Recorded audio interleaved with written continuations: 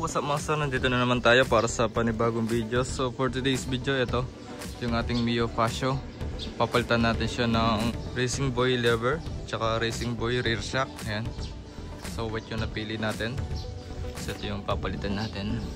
So sa pag-install pala ng rear shock, so magtatanggal tayo ng rear cover. Ito, itong seat, handlebar, tsaka itong cover dito. Tapos ito buo kasi ito eh, buong natatanggal. So tara, samahan niyo ako. So ito yung mga tatanggalin natin. Yung bolt dito, dyan, ay natanggal na pala to. Ayan, tsaka mga screw. Then yung cover dito, handlebar, tapos yung mga clip dito.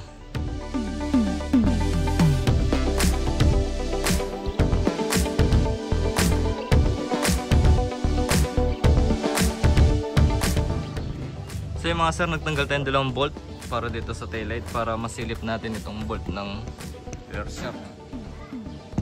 So yun siya.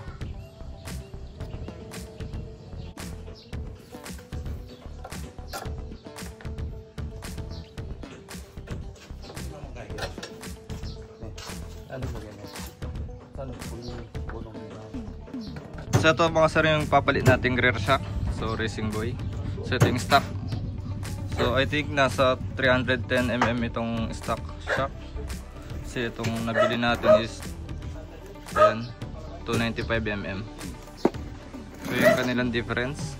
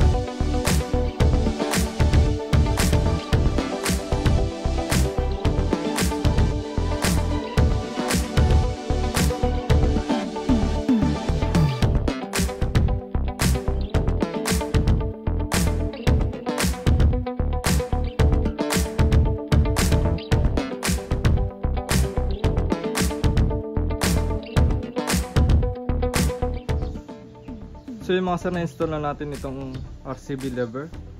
Ayan. Tsaka itong Racing Boy rear shock. So napakadali lang niyang ikabit. Is nandiyan naman yung step by step para ma-install niya.